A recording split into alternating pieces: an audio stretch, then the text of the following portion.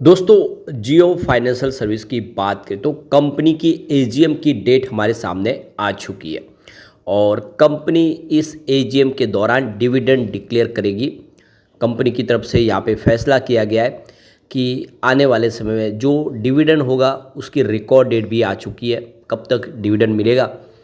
और ये second AGM है, इसके अंदर क्या क्या फैसले होंगे उसको समझने की कोशिश करेंगे, क्योंकि कंपनी ने बहुत सारे बिजनेस शुरू कर दिए, बहुत सारे ग्लोबल पार्टनर कंपनी को मिल चुके हैं।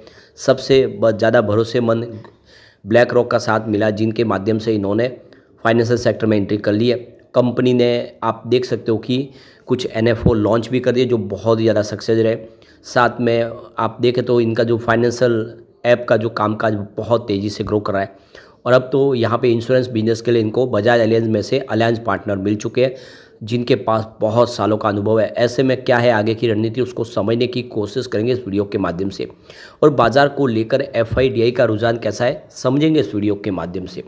लेकिन फ्रेंड्स, उससे पहले अगर आप पहली बार हमारे चैनल पे आए तो चैनल को सब्सक्राइब कर दीजिए, एक बेल आइकॉन दबा दीजिए ताकि जब भी नया वीडियो बने पहला नोटिफिकेशन आपको मिले। वीडियो पसंद आए तो लाइक से जरूर कीजिए। चलो फ्रेंड्स, वीडियो स्टार्ट करते हैं। मैं हूँ आपका दोस्त एसबी दवे और हमारे अपने चैनल ऑनलाइन कमाई में आपका बहुत बहुत स्वागत है। तो सबसे पहले निफ्टी फाइनेंशियल सर्विस की बात कर ले तो 26,492 के स्तर पे क्लोजिंग देखने को मिली फ्राइडे को, जहाँ पे 157 पॉइंट की गिरावट थी, यानी 0.59% गिरा निफ्टी फाइनेंशियल सर्विस। तो अब आप देख ही सकते हो कि बाजार में फ्राइडे को काफ़ी बड़ी गिरावट हुई थी, लेकिन आप देखें उसके बावजूद भी जियो फाइनेंशियल ने बेहतर किया। अब यहाँ पे जो गिरावट हो रही है उसमें सबसे जो बड़ी वजह एफआई है। एफआई पिछले महीने में ज़बरदस्त बाजार में बिकवाल थे और इस नए महीने की शुरुआत में अगस्त में भी उन्होंने बिकवाली कर दी है। तो आप देख सकते हो कि एफआई ने 9,379 करोड़ का फ्रेश इन्वेस्टमेंट किया, लेकिन सामने 12,745 करोड़ की बिकवाली कर दी। इसका मतलब ये कि उन्होंने 3,366 करोड़ का माल अपना बेच दिया है। तो महीने की शुरुआत में ही काफ़ी बड़ी बिकवाली की है, जिसकी वजह से बाजार में दबाव देखने को मिला। बाजार को लेकिन सपोर्ट इस महीने में भी दे रहे हैं डीआई, जो पिछले कई महीनों से बाजार को लगातार संभाल रहे हैं। तो देखो कि डीआई की तरफ से 14,990 करोड़ का फ्रेश इन्वेस्टमेंट किया गया, सामने 11,803 करोड़ का उन्होंने माल बेचा। इसका मतलब यह है कि 3,186 करोड़ की उन्होंने फ्रेश खरीदारी कर ली है। तो बिल्कुल इंडिया के जो बड़े फंड हाउस है वो बाजार पे पूरा भरोसा कर रहे हैं। अब बात करें जियो फाइनेंशियल सर्विस की तो 329 पर क्लोजिंग देखने को मिली, जहाँ पे 0.18% की तेज़ी थी। तो फाइनेंशियल सेक्टर में गिरावट थी, उसके बाद भी जियो फाइनेंशियल ने बेहतर किया है। अब जो बड़ी अपडेट निकल के आ रही है, जियो फाइनेंशियल की तरफ से एजीएम की डेट का ऐलान हो चुका है और साथ में डिविडेंड के लिए रिकॉर्ड डेट भी हमारे सामने आ चुकी है। तो ये देख सकते हो कि तो शनिवार 2 अगस्त यानी आज ही कंपनी ने एजीएम के लिए डेट का ऐलान कर दिया। ये देख दो कि एक्सचेंज फाइलिंग में कहा गया है कि ये सेकेंड एजीएम होगी डीमर्जर के बाद, रिलायंस से अलग होने के बाद, और ये 28 अगस्त 2025 को होने वाली है। दोपहर को 2 बजे शुरू होगी। वीडियो कॉन्फ्रेंसिंग और ऑडियो विजुअल के माध्यम से सारे लोग इससे जुड़ पाएंगे। जो भी इस कंपनी में निवेश किए हैं या इसके जो इन्वेस्टर है उन सब के लिए अब कंपनी दोनों तरीके से, यानी देख सकते हो कि ऑडियो विजुअल भी और वीडियो कॉन्फ्रेंसिंग के माध्यम से जुड़ने का मौका दे रही है। और आप देख सकते हो कि यहाँ पे मंडे 11 अगस्त 2025 जो है रिकॉर्ड डेट फिक्स की गई है। यह रिकॉर्ड डेट है डिविडेंड के लिए। तो 11 अगस्त 2025 के पहले पहले जिनके पास शेयर होंगे उनके डीमेट अकाउंट में, उन सबको डिविडेंड मिलेगा। ये फाइनेंशियल 2024-25 के लिए डिविडेंड है। और आप देख सकते हो यहाँ पे एजीएम के अंदर इसके ऊपर रजामंदी ली जाएगी और एजीएम के बाद जल्दी ही ये डिविडेंड दे दिया जाएगा। तो यहाँ पे गुरुवार को देख सकते हो कि 21 अगस्त 2025 कट ऑफ डेट है।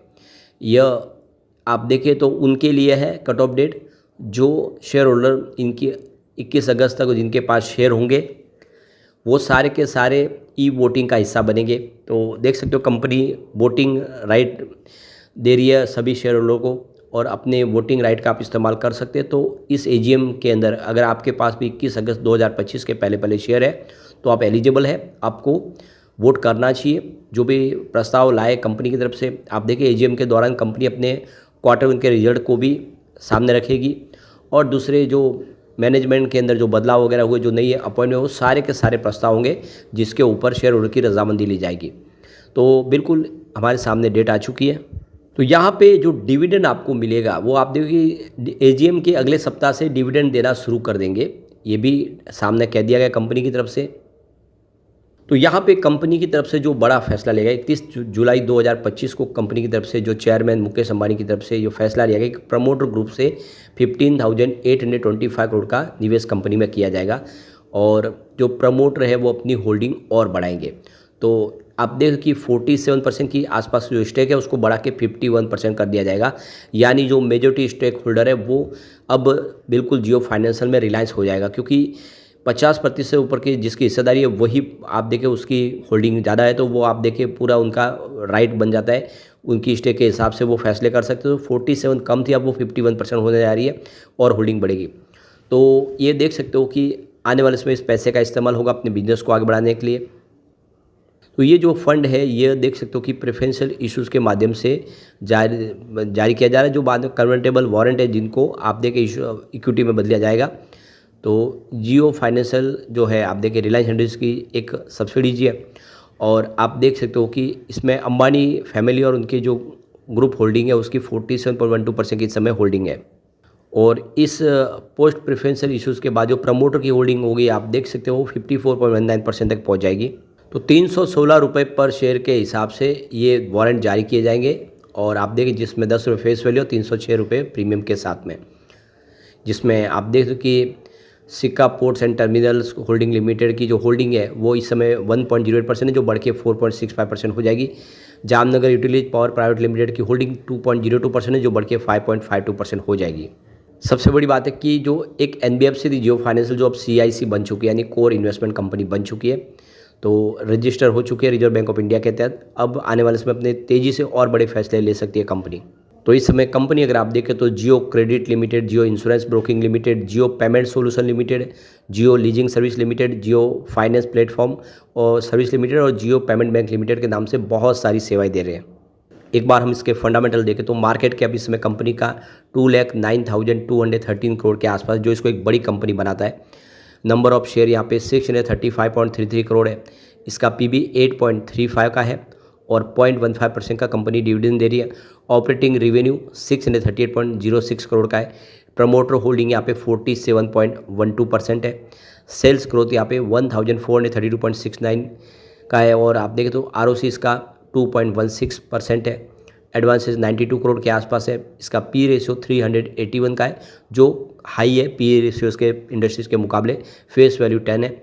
बुक वैल्यू इसकी 39.44 की है। नेट प्रॉफिट 382.47 करोड़ है और ईपीएस इसका 0.86 रुपीज़ है, जबकि आरओई इसका 1.82% है और प्रॉफिट ग्रोथ इसका 1123% का है। अब एक बार हम इसकी स्ट्रेंथ और वीकनेस को देखें तो पहली स्ट्रेंथ है company has maintaining good ROA of 3.21% in the last 3 year. Second strength है operating income has grown well for the company over the past 3 year CAGR 31.14%. Third strength है the company has delivered substantial profit growth of 45.94% over the past 3 year. यहाँ पे limitation भी है कुछ, तो इसमें पहला लिमिटेशन देखें तो company has poor return on equity ROE track record 3.32%.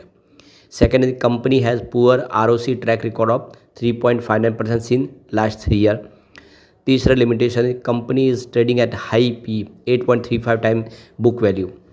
और इसके अलावा अगर आप देखें तो पैट मार्जिन श्रंक हुई है 15.12% के आसपास। तो ये इसकी लिमिटेशन है, यानी पलड़ा एक तरह से देखें तो दोनों तरफ का है। आने वाली समय स्थिति यहाँ पे बदलती हुई दिखाई देगी। लेकिन फ्रेंड्स, कोई भी इन्वेस्टमेंट करने से पहले अपने फाइनेंशियल एडवाइजर से एडवाइस ले लें या अपना खुद का रिसर्च करें, क्योंकि मैंने वीडियो आपके एजुकेशनल पर्पज़ के लिए ही बनाया। वीडियो पसंद आए तो लाइक से जरूर कीजिए और चैनल को सब्सक्राइब कर दीजिए। Thank you friends.